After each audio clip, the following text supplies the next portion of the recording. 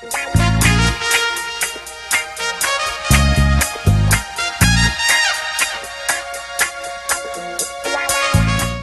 buenas tardes, bienvenidos a una nueva sesión de Charlando en el Forestal. En esta oportunidad, desde acá, desde Espacio Forestal Merced 76, tenemos el agrado de conversar con una amiga de la casa. Hablamos de Lilian Flores. Vamos a leer este pequeño panfleto que preparé especialmente. No tienes página en Wikipedia, te pillé. Vamos a arreglar eso inmediatamente. Demasiadas mentiras Wikipedia. Sí, miente, pero es entretenida para sacar información. El otro día saqué, ¿te acordás? Información mula de Lina Meruane. Salía que era sobrina de Ricardo Meruane. A propósito de nada. Pero interesante siempre... Sí, de verdad. Pero no, cuando estás hablando de una autora de tanto renombre, no es necesario ponerte que eres pariente, creo. Y sobre todo Ricardo Meruane. Esto lo vamos a tener que editar, pero... No, mentira. Lilian Flores nació en Santiago en 1974, es periodista y escritora. Publicó en 2011 La Flor sobre la Vida, poemas. No los conozco, voy a tener que buscarlo. El 2012 es Cuentos del Final, que es una serie de cuentos apocalípticos, que también me sorprendí con eso. Nos conocemos muchos años y no tenía idea de eso, necesito esos cuentos. El 2013 es La Séptima Esmeralda, el primer tomo de las aventuras de Amanda y el gato del pirata. Se ganó un premio o más de uno. Ganó un fondo del libro. Sí, sí me acuerdo. Y con eso se pudo... Era entretenido. ¿Está bueno? Sí, está bueno. Está bueno. Era entretenido. Es que es antiguo. Ajá. Después del 2016 publicó El Tesoro del Collasuyo.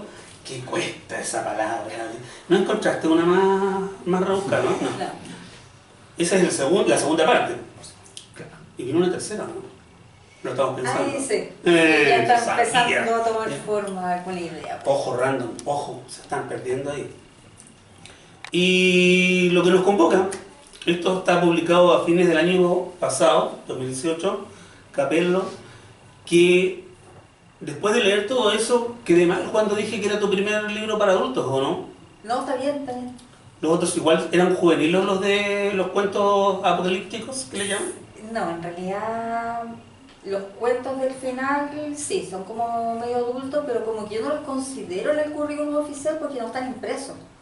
Están como una edición digital que no terminó de ver la luz, un proyecto que quedó como ahí, que yo lo que pretendo es poder completarlo con más cuentos y después sacarlo en papel.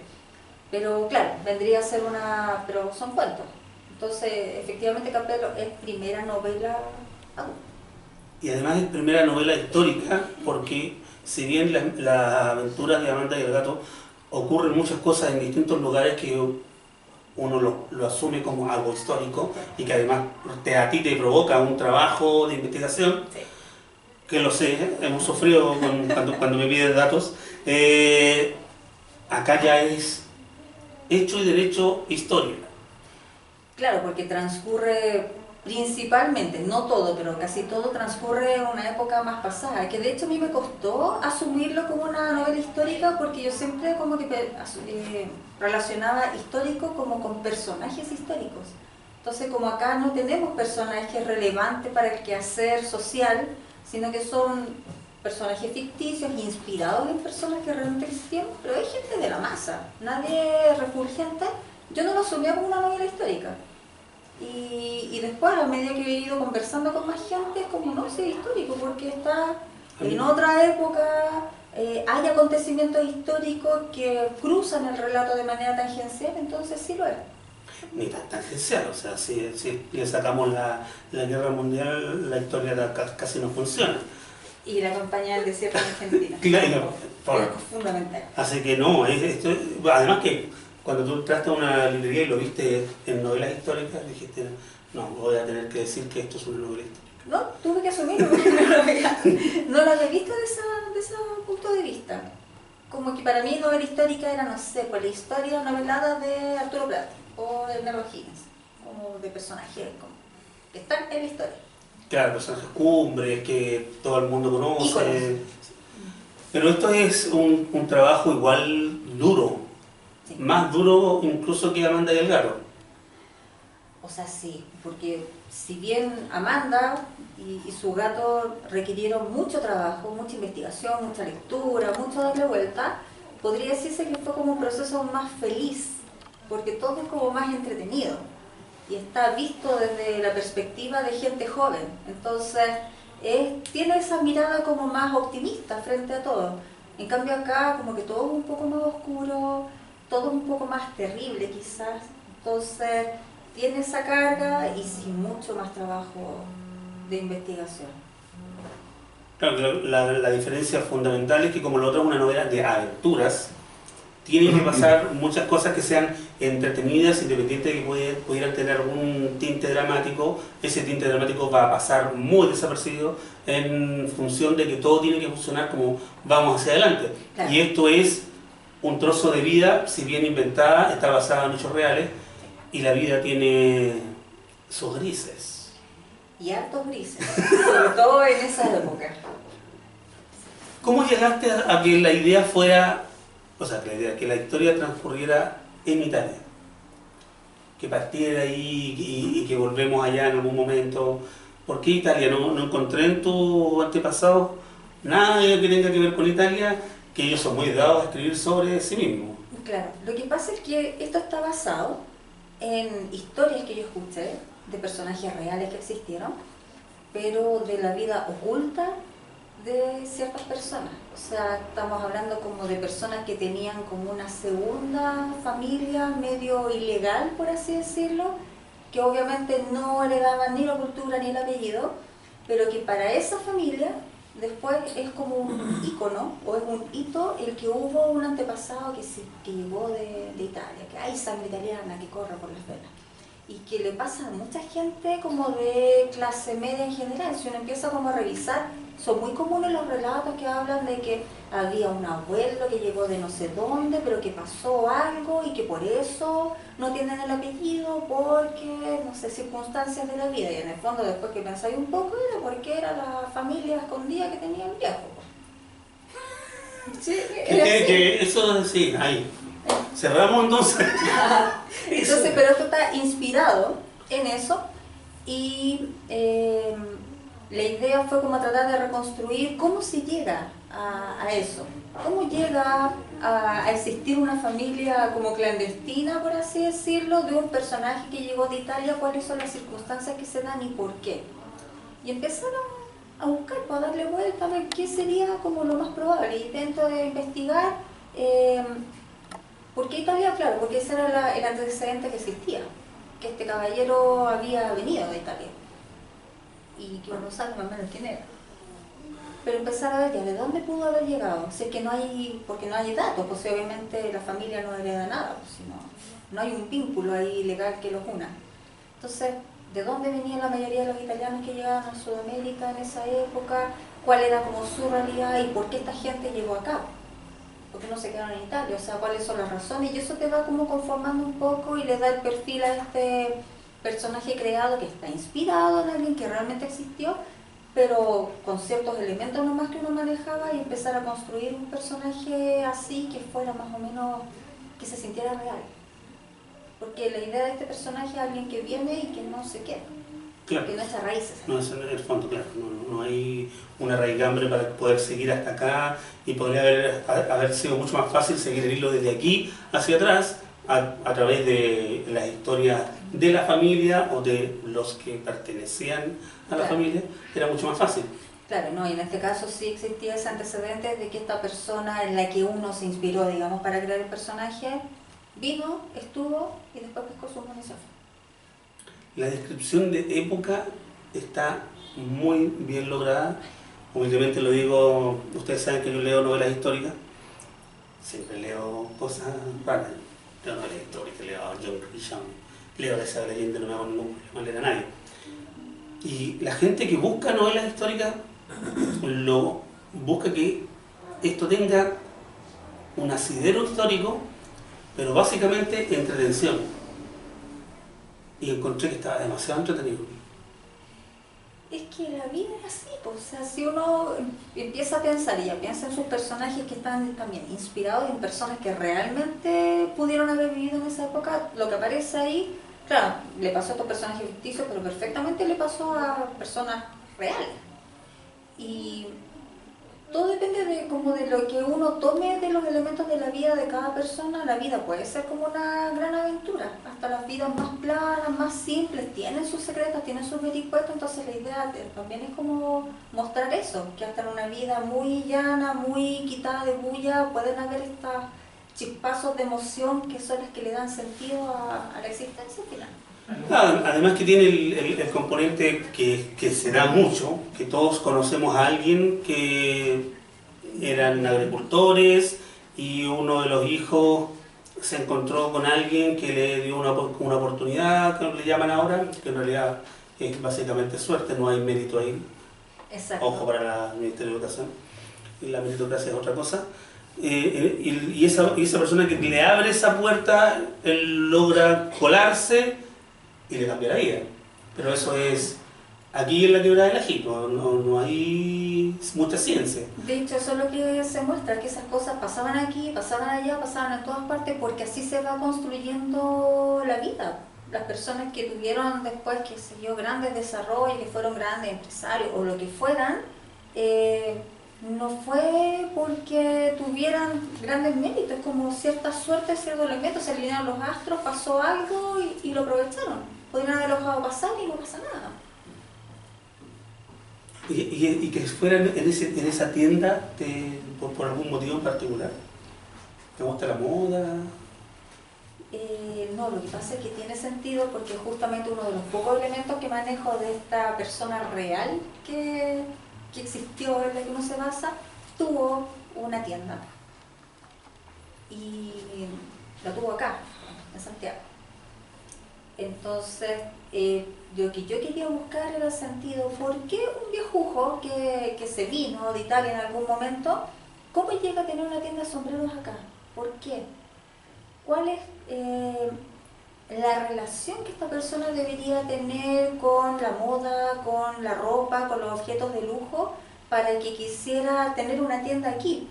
Entonces, para mí no hay otra explicación más que se tiene que sentir cierto amor, cierta pasión por esas cosas. Y por eso el personaje tiene ese como descubrimiento de niño de este mundo fantástico, brillante, al cual a él se le dio acceso, que al principio como buen joven se gastó toda su plata en eso, no ahorró un peso, porque era algo muy lejos de su realidad, pero por lo cual pudo rápidamente demostrar como que tenía dedos para el piano, por así decirlo. Y yo creo que para un oficio como ese, como de tener una tienda de sombrero, o tener un taller de ropa, o tener una librería, hay que tener amor por ese desempeño, ¿sí o no? Sí, pues. Y ese amor viene cultivado desde muy joven. Entonces, ¿cómo una persona que termina poniendo una tienda de sombreros en Sudamérica, qué acercamiento, qué relación tiene con este segmento de la industria? Entonces, por eso para mí fue como ese acercamiento que tuvo desde niño. Y para la parte histórica fuimos a la biblioteca, Google, Wikipedia. Google, mi mejor amigo, estas cosas. No tanto Wikipedia, pero sí me ha pasado que en Google encuentro muchos documentos de libros súper extraños. Entonces como que empiezo a leer empiezo a buscar, como a tirar como anzuelo, a buscar conceptos, ideas, empiezo a encontrar cosas y eso me va derivando a ciertas fuentes. Como que, no sé, una de las fuentes era un libro de investigación de tal viejo, que aparece como en los créditos, y me pongo a buscar a ese viejo, qué cosas escribió, y ahí voy encontrando que existen libros mucho más profundos, y a veces hay acceso digital, a veces aparte de esos libros, a veces los libros completos. Y ahí puedo pasarme leyendo libros completos para sacar un dato. Esa era mi próxima pregunta.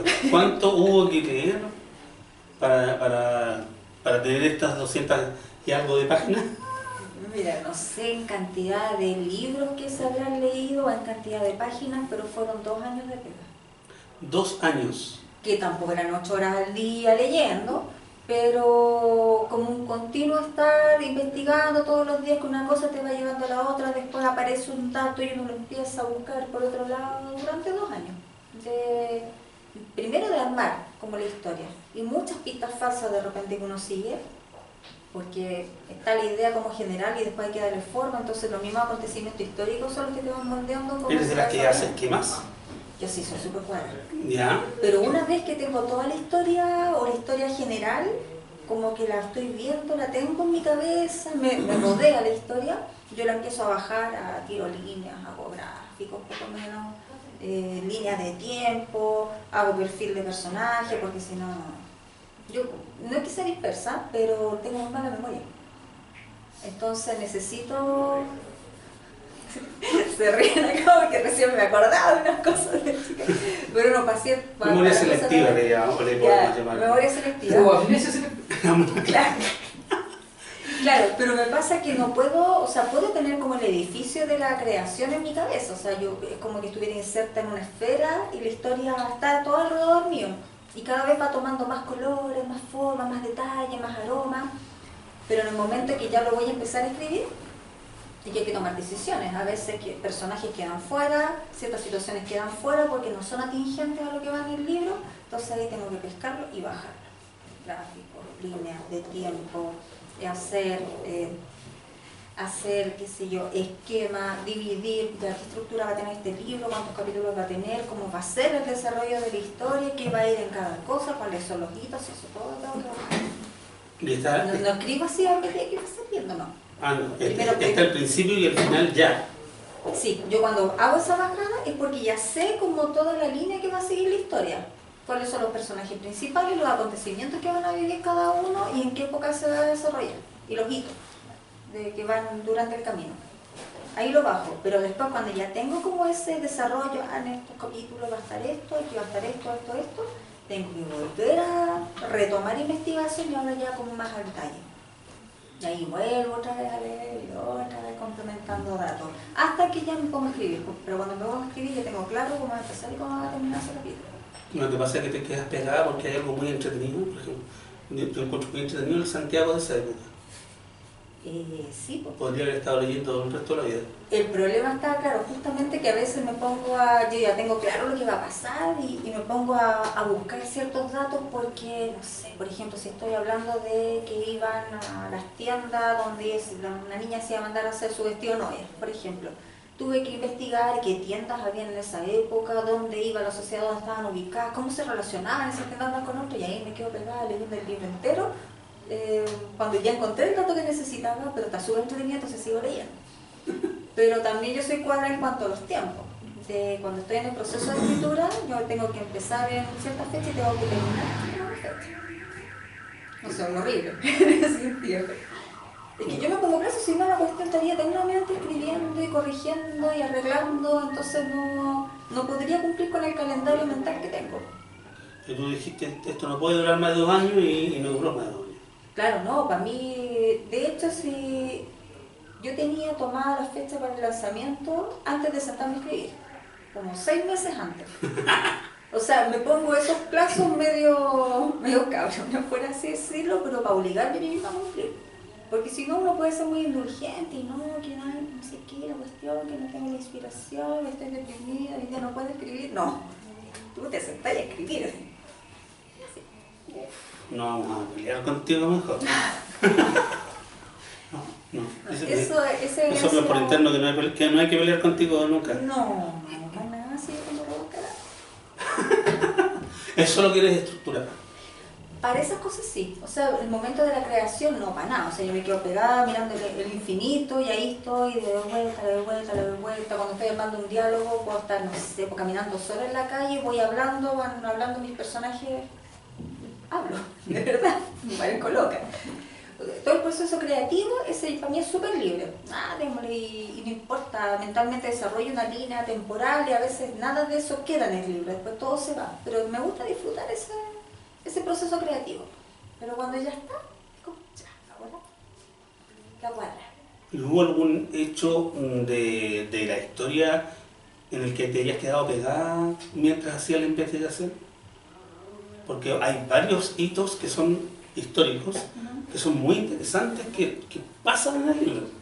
Porque como la historia es otra... Mira, yo diría que donde me quedé más pegada fue en toda la parte que pasa en Argentina. No me sabía que iba a decir. Ya chuté, por eso era esta pregunta. Sí, porque de hecho para poder llegar a los lugares que se mencionan, ahí fue que me leí libros y libros de viejos, porque allá tienen una investigación súper entretenida.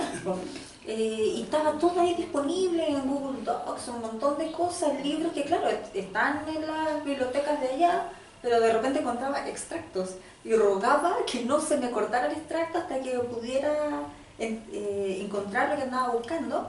Pero había otros que yo me quedaba pegada leyendo. Por ejemplo, hay una parte, me acuerdo mucho de eso, unos capítulos completos que hablaban de cómo los lugares donde se había empezado a bailar tango, cuando todavía no se llamaba tango y nadie sabía que era tango. Era este baile raro en que las minas como que colgaban del hombro de las parejas, que aparece mencionado en algún momento, pero ahí me quedé pegadísima leyendo, y todos los lugares, tugurios de mala muerte, que eran unas investigaciones que hicieron basadas en los reportes policiales. Un gallo se dio la pega de buscar los reportes de la policía de las detenciones en ciertos sectores. Entonces ya el día no sé cuánto hubo un disturbio en el bar de no sé quién y tomamos detenidos a 6 italianos, 4 rumanos, 2 croatas, por ejemplo. Y ahí, como tomando esos partes policiales, empezaron a reconstruir cómo era el movimiento de los inmigrantes. Y dentro de eso estaba en los mismos lugares donde se empezó a bailar tango. Entonces ahí me quedé pegada todo el rato leyendo. Creo que estaba demasiado entretenido, y además que mostraba muy bien cómo se desarrollaba la vida porteña, las costumbres que tenían, porque en esa época, cuando llega este italiano a Buenos Aires, el 25% nomás de la población, digamos, de la masa trabajadora, eran criollos argentinos. El otro 25% eran italianos. Y el resto, 50%, se dividían en otras nacionalidades. O sea, la presencia italiana inmigrante era fortísima. Había mucha pega porque había un boom de la construcción, haciendo caminos, creando hospitales, escuelas, mucha obra pública, la extensión del ferrocarril. Toda esa época es muy fascinante. Y muestra también cómo lo hacían para encontrar pega, porque tenían las instancias de ir a los, que en el fondo serían bares, pero ellos les llamaban los cafés. Y había cafés de todo tipo, y el café, lo que menos se tomaba era café, pues. O sea, iban a tomarse la cañita, pero los viejos llegaban a la hora del almuerzo, como a mediodía, a tomarse la cañita y a comer en un café. Pero después de la noche iban a otro, a la cena. Entonces se iban encontrando con distintos grupos y así se pasaban de una pega a otra. Cuando se acababa una pega, que sé yo, una construcción de un puente, después de la noche se enteraban que necesitaban jornaleros en otra cuestión. Y así se iban. Había mucho movimiento y por supuesto todo esto estaba alimentado por esta otra industria no oficial de las chiquillas, en los bares, que eran las minas que bailaban, las que atendían las otras necesidades de esta masa trabajadora. Entonces había mucho de eso, y a mí me encantó eso, como que se les ocurrió revisar las anotaciones, los libros de las comisarías para poder hacer el mapeo de dónde andaban circulando, porque ahí veían los lugares donde se reunía como la gente que era más trabajadora de pueblo, como los más pobres, los jornaleros. Los gañanes, claro. Claro, pero estos mismos después iban más pinteados a otros cafés donde se encontraban con la gente de más alta sociedad. O sea, no había esa cosa tan fuerte que ya los ricos allá, no había tanto. Igual se mezclaban en algunos momentos, en algunos lugares más, como que eran más paralelos, no sé. Esa parte era muy entretenida. ¿Y en paralelo acá en Santiago? No, aquí todo siempre fue mucho más pueblerino, por así decirlo. La vida en Santiago sí, era muy entretenida, y mucho más entretenida la vida allá, por lo menos para la investigación. Y acá sí estaba como mucho más como dividido, donde va la gente del pueblo, los ricos, las clases pudientes, donde vivían la gente de las clases más pudientes. Después empezaron a correr hacia Providencia, pero antes, en esa época vivían acá, en el sector del centro. Aquí era más pobre la vida, y habían, me acuerdo como algunas crónicas de cuando venían los artistas que venían al Teatro Municipal, que era como el gran acontecimiento, una vez a la semana había alguna actividad. Los artistas que venían de Europa querían salir a seguir la parranda de la Reforma, pues no tenían dónde ir, pues si estaba todo cerrado, no había nada. Era como un pueblo polvoriento. Qué triste espectáculo hemos dado siempre. No existía el bar del Clinton. Claro. La pica del Clinton. La pica Clinton no estaba. A propósito, ¿algún comentario de alguien? Pueden participar, esto es coloquial. ¿Quiénes hayan leído ya? O quienes tengan la quincalla. ¿Quiénes me retaron ya? No, si recibió tanta reta. ¿Pero por qué? Por lo que le pasa a los personajes. Pero es que no estamos haciendo Claro, spoiler. sí. Bueno, por lo menos este spoiler lo estoy haciendo yo por primera vez en Charlando en el Forestal. El spoiler, bueno, por quinta vez lo está haciendo el autor y no yo. Esto fue casi un spoiler. Ah, no me importa. Somos No he adultos. dicho quién. No dice quién. Pero así es la vida incluye desapariciones, cosas tristes, cosas alegres. A propósito de eso mismo, la vida de estos personajes también está muy bien retratada. Sí, es rico el sentir como que uno va pasando las cosas junto con los personajes. A pesar de que está contado en tercera persona, uno como que podría estar uno escuchándote a ti narrándoselo. O sea, cuéntame, Lilian, ¿de qué se trata todo esto? Y tú me estás contando y en realidad lo estoy leyendo. Bueno, de hecho, de lo que se trataba un poco era eso. No sé si, espero que se haya notado que los capítulos están construidos de maneras distintas y hay como 3 voces que hablan. Sí, por supuesto. Si mi idea es que tú digas esas cosas y no yo. Claro, bueno, los capítulos que son como los históricos, los que relatan todo lo que pasó como entre 1870 y 1920 más o menos, están narrados en tercera persona, pero parten con un episodio que está en primera persona y que no aparece dentro del capítulo. Exacto. Es como un complementario, como un extra quizás, pero que ayuda a la comprensión. Y mi idea era justamente que se sintiera en el relato que esa mención era como la percepción que el narrador tenía, como si el narrador estuviera expresando desde su guata lo que está viendo y el resto del narrador lo está contando. Era como, yo quería hacer esa diferenciación, espero que se haya notado. Sí, queda bastante claro cuando uno, eso es como lo que no se vio en el Happening. Lo que no salió. Porque una caída de carnet, ¿cierto? Se le cae una sota. No, pero estamos bien con la generación, sí. Compartimos los recuerdos televisivos. Andamos por ahí con la Claro, edad. porque empieza con un epígrafe, podríamos llamarlo, Es como eso. que te cuenta algo y... Pero es algo que se está viendo en el momento. Es Claro. como una escena que se está narrando. Pero después no aparece. No. No aparece, entonces uno queda como wow y... y ahí casi. Por eso está eso allí. Muy buena manera de enganchar también. Para que uno le den ganas de leer el capítulo y no decir ya lo voy a leer así mañana. Claro, porque ese enganche y después cuando uno toma la dinámica y va viendo que los 7 capítulos históricos tienen lo mismo, después como que uno ya lo busca y ya sabe, ese como enganche va a guiar un poquitito hacia dónde va ese capítulo que se está diciendo. Aunque no parezca nada de eso, pero como que uno cacha que eso pasó o en tu medio, o pasó después, o en algún momento del relato, pero eso fue como una imagen que se dio. Ahora que te sirve para llenar algunos espacios que uno pudiera tener al leer el resto de la historia. Sí, aunque el objetivo no era ese. Pero El objetivo lo que quería era como mostrar como la impresión que genera en el testigo, que es el narrador, es que es como que está viendo algo, como que está siendo testigo de eso. En cambio el resto de la historia lo está contando como un día sucedió, esto es como más. Bueno, como ya vimos que tú planificas todo, el que esté narrada de esa forma fue exprofeso. No es que de repente salió, tú estabas escribiéndolo de manera determinada y dijiste, no, lo voy a contar de esta otra. No, Siempre fue así. siempre fue intencional. Oh, qué Lo que terrible sí, tu vida. no, lo que sí, a ver, no. Fue intencional cuando quise hacerlo así.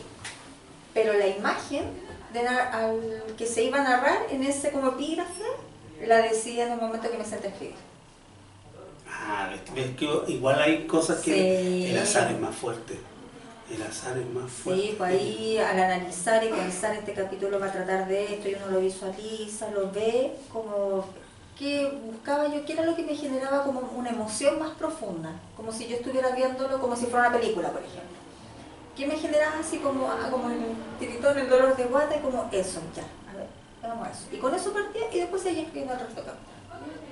Si bien, como ya dijimos, la historia es muy entretenida, está contada de manera que uno quiere seguir rápidamente, saber en qué va a terminar y no puede porque faltan ciertas páginas,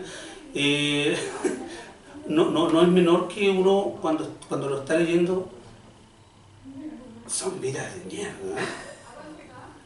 No. Pero es que sí era una cosa. No lo pasaban chancho en aquella época. Peor las mujeres. Vamos, expláyate en eso. Bueno, si las mujeres como género en esta época aún somos ninguna mirada menos y ahora ya se está alzando la voz de manera más general de decir, bueno, ya, párenla, ya nos aburrimos y ya no hay vuelta atrás. En esa época era impensable casi el poder levantarse, sobre todo la gente que estaba en una situación más oprimida. Hay grandes ejemplos de mujeres que por su vida, por el azar, por la educación que tuvieron, por, qué sé yo, porque, no sé, por ejemplo la discusión que está ahí ahora con si se le pone o no al metro Eloísa Díaz. Gran ejemplo de una mujer que con su esfuerzo logró algo impensable para la época, que era ser la primera mujer médico en Chile. Pero obviamente para poder hacerlo ella contó con el apoyo de más personas. Ella iba a las primeras clases con su mamá, la tenía que acompañar. O sea, tuvo una familia que la apoyó en esta decisión. El mismo rector, qué sé yo, de la universidad que aceptó que hubiera mujeres, los que la llevaron. O sea, habían ya personas de mentalidad más vanguardista que se cruzaron el camino de ella y que la empujaron para que llegara a ser la gran y notable mujer que llegó a ser. Pero son casos súper aislados. Porque la mayoría de las mujeres de clase, ni siquiera clase media, o sea, del pueblo, de populacho, vivían, como tú decís, de mierda. Muy oprimidas, ignorantes la gran mayoría, ya sea porque no tenían acceso a educación, la gran mayoría eran analfabetas y las pocas que tenían algunas nociones se las preparaba como con lo básico.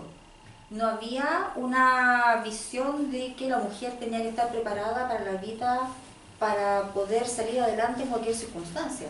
Se asumía que el destino de la mujer era casarse y te casaste, te jodiste, como te haya salido un marido. Si tuviste un buen marido, qué bueno, tuviste un mal marido, pucha mala suerte, lo que te tocó nomás. Entonces, lo que se trata de mostrar acá, y eso sí es totalmente intencional, es que estas vidas como más luminosas, que son de inspiración nuestra ahora, de estas grandes mujeres de nuestro pasado, eran excepciones.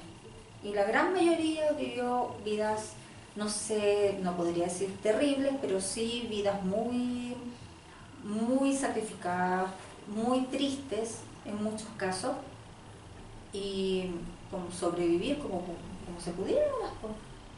Y a lo largo del tiempo las que lograban, qué sé yo, llegar a viejas, conformarse o confortarse con las familias que tenían, y ojalá que los hijos les hubieran salido buenos.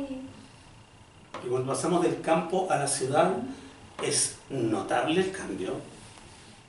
Sí, es que eso quería que fuera también intencional porque, o sea, ya la vida en la ciudad era opresora, pero por lo menos te daba ciertas posibilidades. Exacto. Pero en el campo ahí sí que estaba ahí jodido. No había, o sea, de hecho hay una situación que aparece en ese capítulo que pasa aquí en el campo chileno, en el sector como de Quillota, Cruz, por ahí, que es como es como estas cosas terribles que tú decís, pero ¿cómo se podía salvar a esta gente de eso, de ese nivel de abuso? Y la mayoría no podía. Porque ¿qué hacíais? No teníais recursos, no teníais parientes, no teníais nada, si no erais ni dueño de la tierra en la que estabais viviendo. O sea, una vida como de esclavitud y que como pucha aguantar, sobrevivir un día más, tratar de salir lo más limpio posible.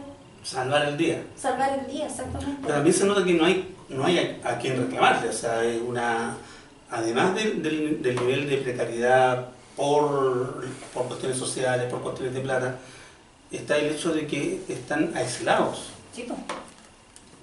No tienen a quién recurrir.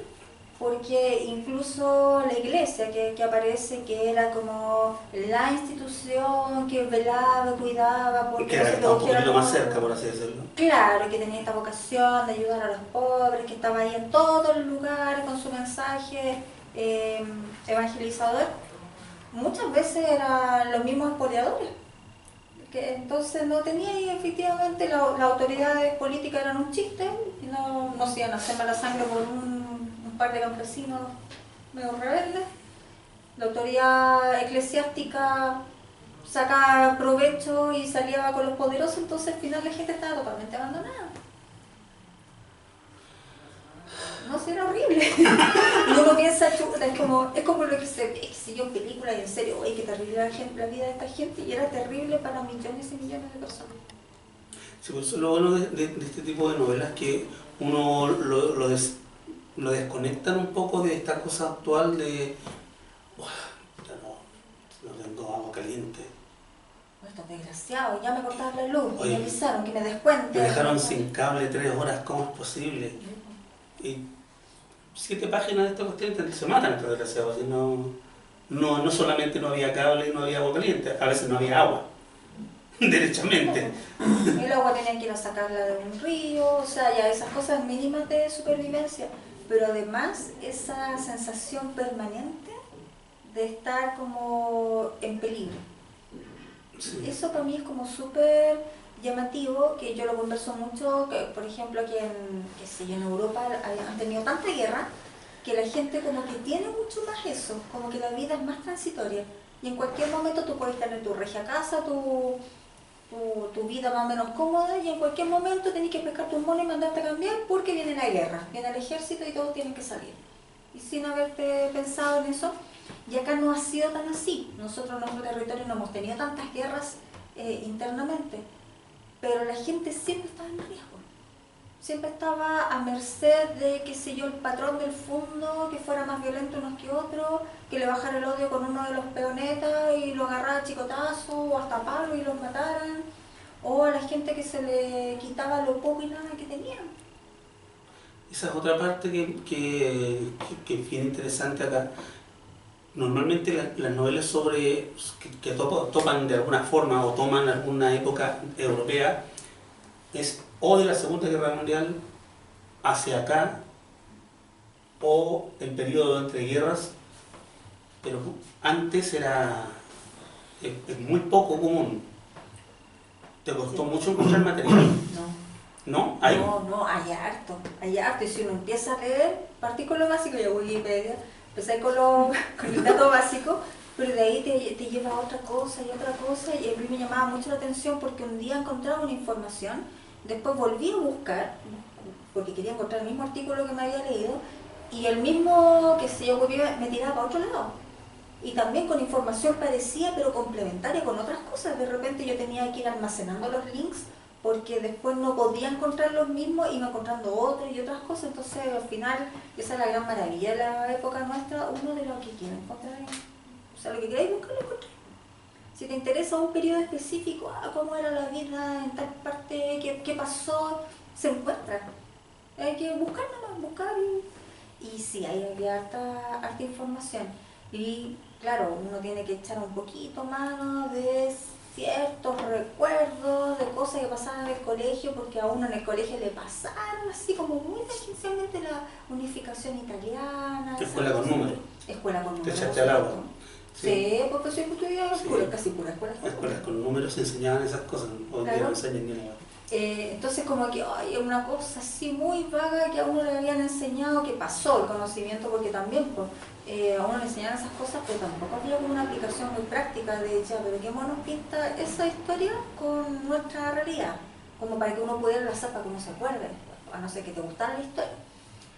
Entonces después empecé a encontrar y claro, pues está todo conectado, que a mí eso es lo que siempre me gusta de la historia, que lo que pasaba aquí, lo pasaba acá, después esto, y estaba todo conectado, porque por esas cosas después pasaba esto otro, y eso es fascinante. Entonces claro, tenía que encontrar las causas de por qué se produjo esta migración masiva italiana y de otros países también, pero fundamentalmente italiana, que era lo que perseguíamos acá, a Sudamérica, y era por la pobreza que quedó después de tanta guerra contra los austríacos, contra los prusianos, cuando se estaba haciendo todo este proceso de la unificación italiana.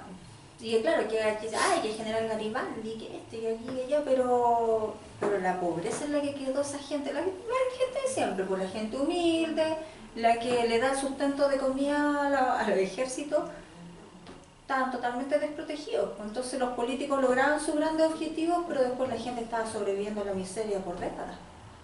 Y esa fue una realidad que les tocó vivir a ellos, y por eso era como, o nos quedamos aquí en nuestra postra reseca de tierra tratando de sobrevivir, o vamos a buscar pega donde acá hay países que tienen mucha vegetación, que tienen mucha riqueza y no tienen manos para trabajar. Dicen, por favor, vénganse. Les regalamos hacienda, les regalamos plata para que empiecen un negocio, y era como, no había por dónde perderse. Una muy interesante época esa, porque hoy en día en que la gente se quiere ir a otros lugares a trabajar, especialmente a Europa, porque en Europa voy a ganar el doble haciendo lo mismo y bla bla bla. Bueno, en esta época era al revés. Sí, hubo mucha miseria.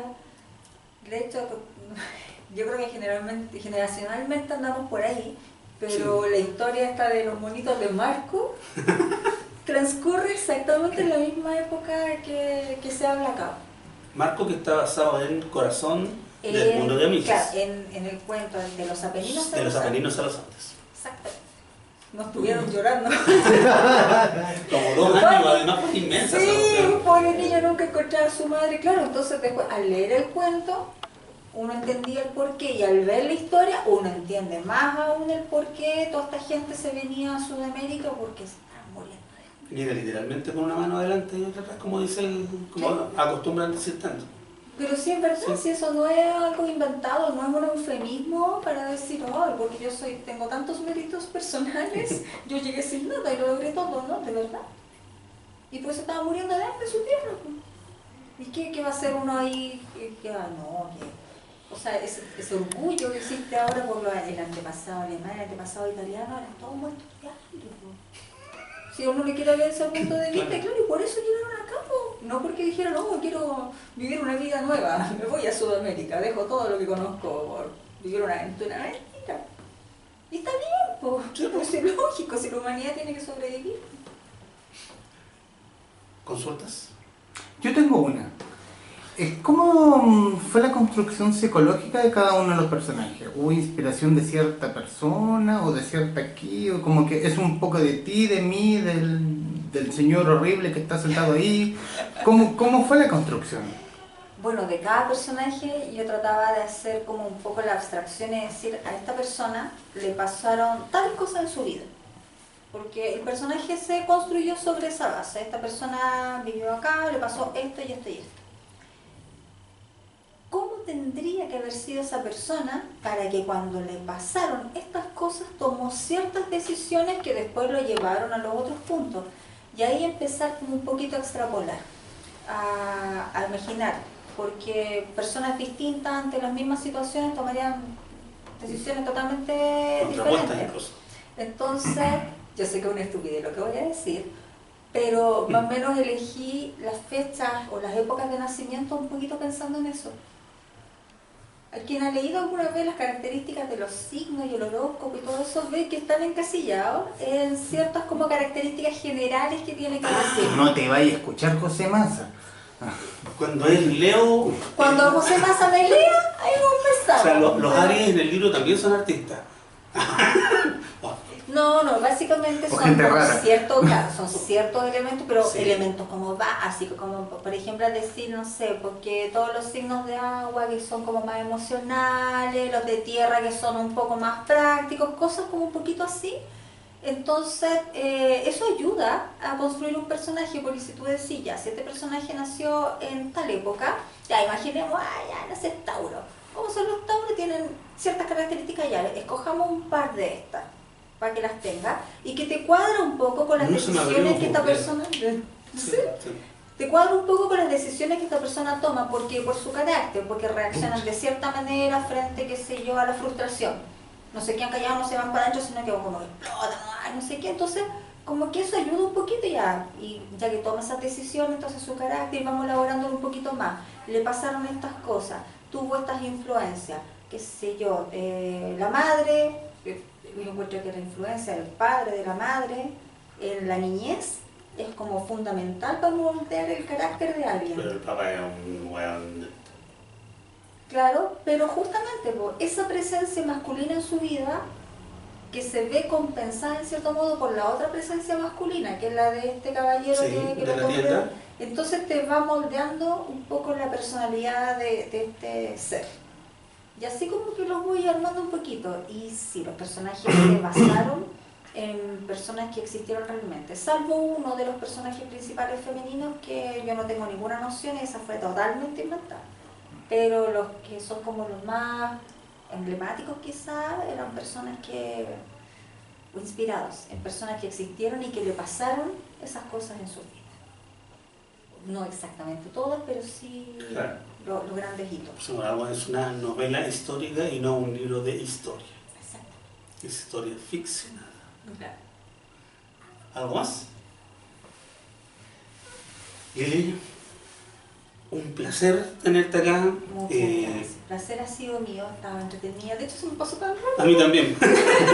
Pero es un agrado poder decirle tanto a los contertulios acá como a la gente que nos está viendo que Capelo es un libro muy entretenido, que ya vieron el trabajo que hubo para la construcción de que esta historia fuera creíble, y es creíble básicamente porque es un trozo de historia, es un trozo de vida, y la vida tiene, como lo dijimos al principio, grises y luces, y si nos toca una época de grises hay que aguantar nomás, porque aquí algunos personajes salen bien, pero hay otros que salen más trasquilados que yo. Sí, no hay personajes que realmente no lo logran. Y que uno, por más optimista que quisiera verlo, no... Pero se agradece, porque si no sería la típica novela gringa donde terminamos todos con fuegos artificiales y los aplausos. Y no, Como, no, esto es los que la pasaron bien, bien por ellos, y los que no, vamos chicos, siempre hay otra oportunidad. No se pierdan Capelo, una gran novela de Ediciones del Gato, de Lili Flores, que por supuesto encuentran acá en Queleo Forestal y también en nuestro sitio web espacioforestal.cl. Gracias a todos por venir, gracias Lili.